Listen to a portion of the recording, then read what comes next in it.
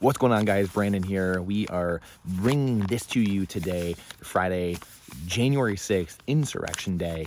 We are bringing it to you from cold Michigan, where it is snowing right now, but it doesn't matter because we're not stopping, because this is a mission, it's a calling, and we have a world to change. So let's dive right into this little market update today as to what is going on, what is happening on this January 6th, 2023, if you can believe it or not, Insurrection Day. The DXY and the 10-year crazy moves today going on in the market. Obviously, reports coming out, a stronger, just absolute clown world, a stronger than average report that came out for the jobs numbers, and the first Friday of a new month. So stronger than average job numbers come out, quote unquote, and everyone is talking about, are these job numbers real or not, right? We always have revisions later on. They a lot of times will give you these crazy numbers or whatever it is, and then they revise them later on, a month or two later or a quarter later, just depends. I mean, the government works on its own schedule, right? All the things the government does that we let them get away with. If we did if we did 1% of the things they do, we'd be in prison, locked away, probably for a life term. So again, it's the government not fearing its citizens. That is the problem. That's what I'm on a mission to solve. I know you're on a mission to solve that as well, because we want a better life for our kids and for our grandkids. That is the mission. So it's how do we cut through the noise? How do we fix the problems at hand? And it's not the red versus blue, it's the state versus you. So remember that. So we have to be better than that. We have to think harder than that. How are we going to defeat that system? Some sly, roundabout way. So a stronger jobs report than expected, than the market expected, and people think inflation is cooling, like it's going to cool. And all I have to say, I've written in my notes, is good luck. GL, good luck with that. There's a chart that, if we were on the computer, I'd show you.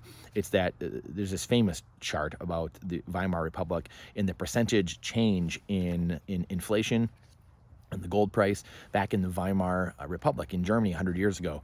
And the percentage changes are just insane with the percentage of gold and the inflation rate. And the inflation rate goes up and down. This happened in the 70s as well here in America, where you're going to have, and many of the macro gurus think, and I'm of this mind as well, that we're going to have these periods of inflation and then disinflation, which just means declining, accelerating of inflation. Not that we're going to have actual deflation. Could have the deflation possibly, because I think there could be violent swings enough where you actually have these really massive swings, maybe toward the end, we'll kind of this blow off top eventually. But this decade is most likely, again, not my words, going to be a lost decade in terms of when you have market crashes, you have crazy things happen in the markets. It usually takes a long time for the stock market to come back, things like that. And like we talked about many times, the stock market is just a derivative of the debt market, the credit market, which we'll talk about here in a second. But it's just at the bottom of the trough, at the bottom of the pile. And so many of us have been taught to just focus on the stock market, which is really kind of like a lagging indicator as to what is going on in the world. And that's why most people get savaged in their portfolios, their 401ks, their pensions, whatever it is, any kind of paper assets. Insurance is based off of that, everything. Getting a return in the stock market. Well, good luck with that. We had a 40-year bond bull market, and those times are ending. And that trend has broken out the other way, rising rates, and you're probably going to have these swings in the rates. And the Fed even said they're going to continue hiking rates. So people think it's slowing inflation, yet they're going to continue hiking rates. And we all know at the end of the day, like, what are we doing here? They have to keep printing currency. The Fed's going to have to pivot in the next 6, 12, 18 months. There's no choice. So what are we doing here at the end of the day? They have to change. They have to pivot. They have to go zero bound again, zero rates, and bring the rates back down. Start printing currency. Boom. Everything just takes off again. Asset prices take off. Generally, that will be the big thing. Asset prices going up. That's why, Robert Kiyosaki's been pounding the table for 30 years, right? I mean, this is the thing I've been talking about for 10, 12 years. Just get assets, buy assets.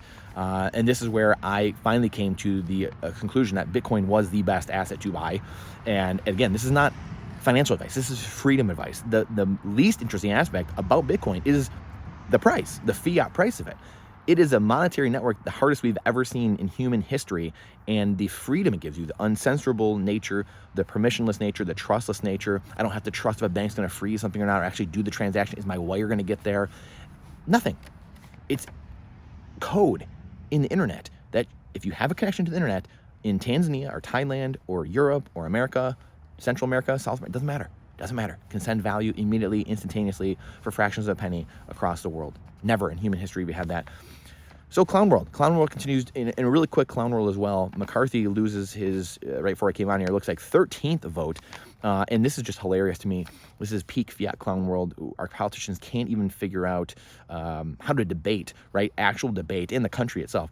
Actual debate that's going on. They couldn't do this during the omnibus bill a couple weeks ago. We had to jam down nearly a $2 trillion budget bill and shove every single little piece of garbage into this bill, and pork spending and stealing theft away, time and energy away from you through inflation by printing currency and jamming every single thing in, because these clowns can't sit there and debate like they are right now this week. They can't sit there and debate on the merits every little piece and amendment they threw into this huge omnibus bill, and they just say, oh, I gotta vote for it. Sorry electorate, sorry my constituents.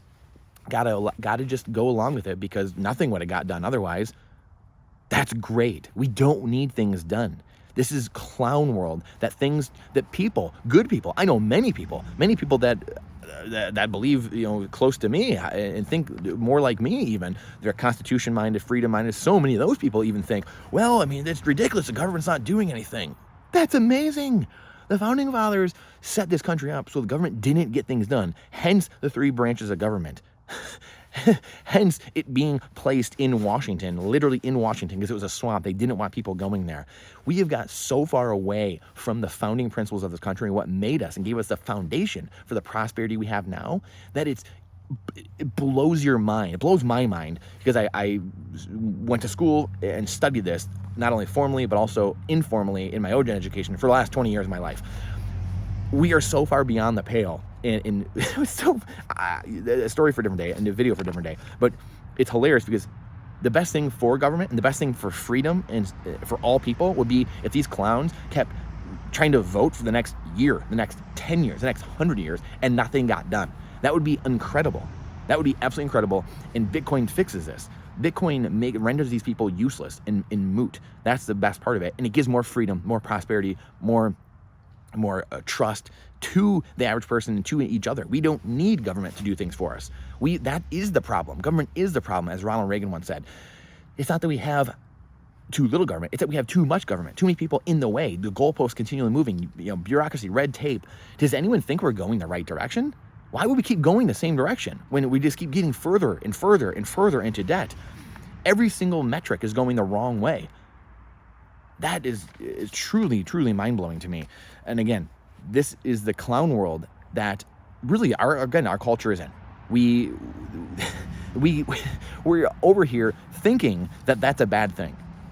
It's incredible. The government not getting things done is literally the best thing that's maybe happened in government in I don't know how long. However, I will say that my prediction, though, is that we are going to have McCarthy probably ends up winning and ends up whatever. And if Gates and Boebert and Chip Roy are going to stand up there, and I don't care about any politician politically. I care about people personally, but I don't care about any of them politically. If they're the ones standing for freedom or whatever it is, or whoever ended up voting, and I think there's a bunch of them that just defected over, so there's a few remaining people that are holding out. And if they're the ones standing for debate, I'm not even going to say freedom at this point. If they're the ones standing for just debate and saying, no, I'm not just passing things to pass it, and who knows?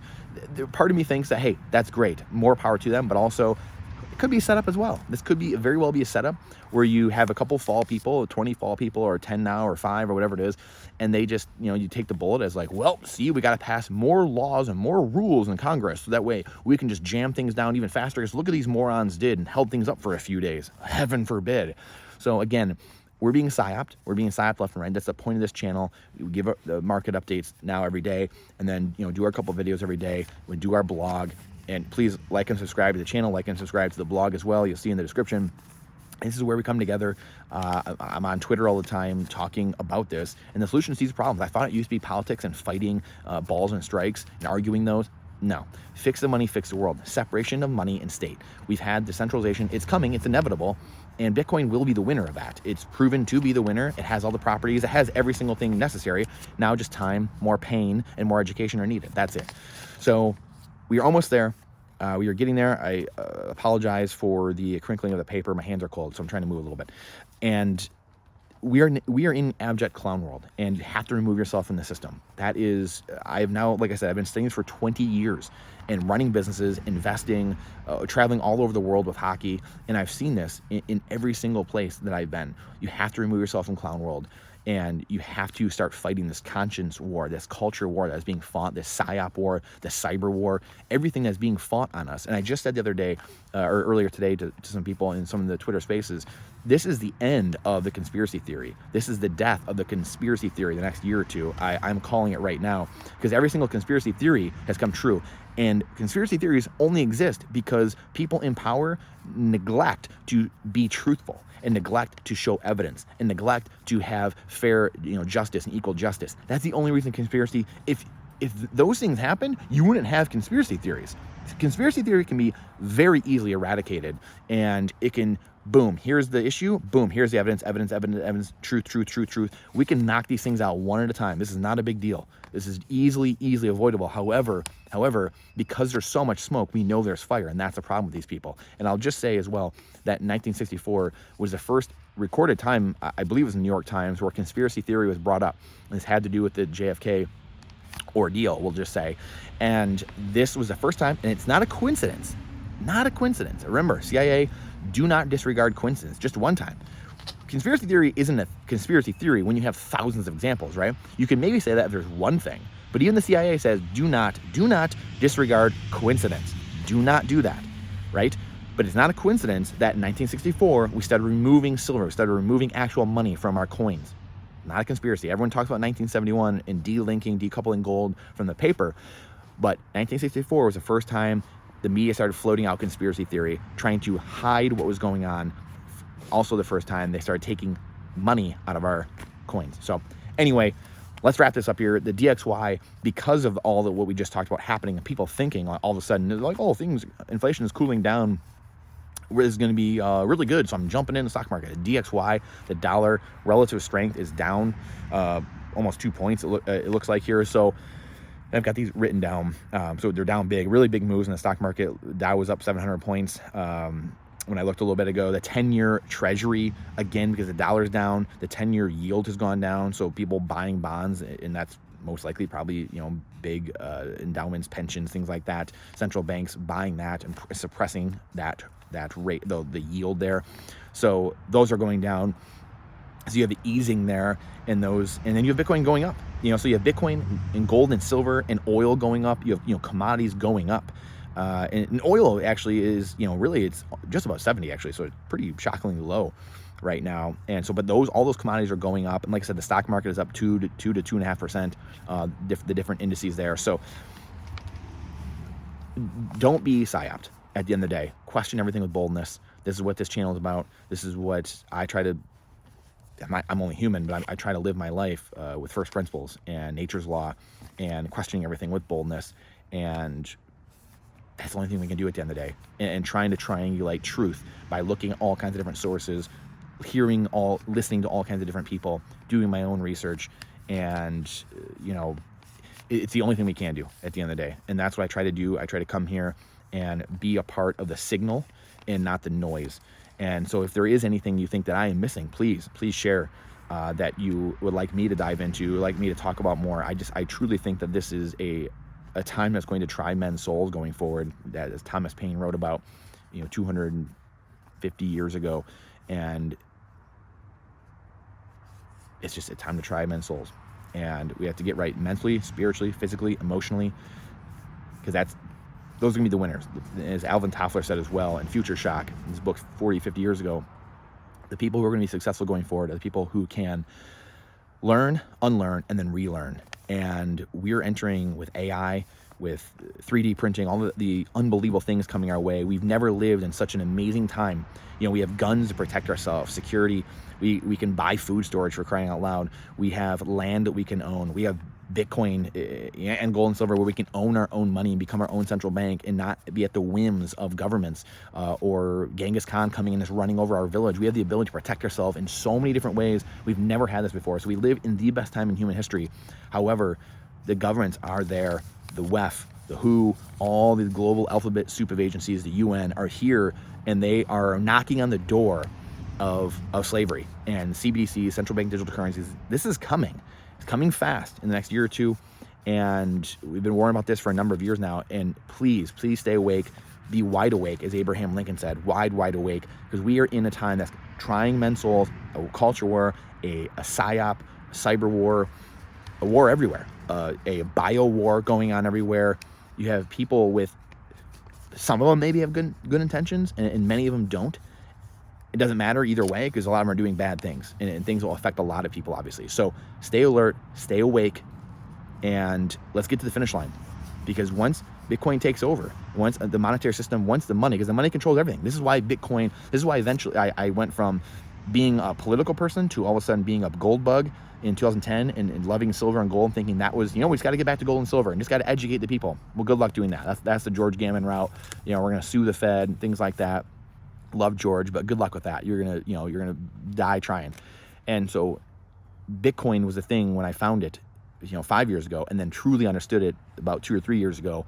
I realized, oh my goodness, this is the answer that destroys everything in its path.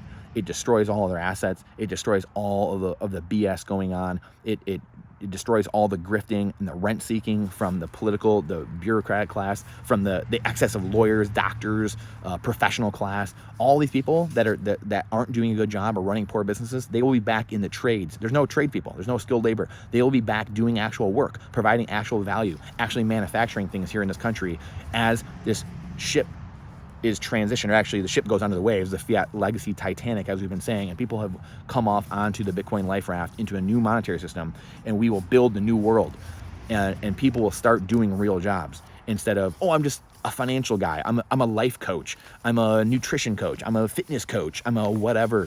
Good luck. I'm a 23-year-old YouTube blogger. There's going to be those people will exist, but we're going to have 10% of those people left.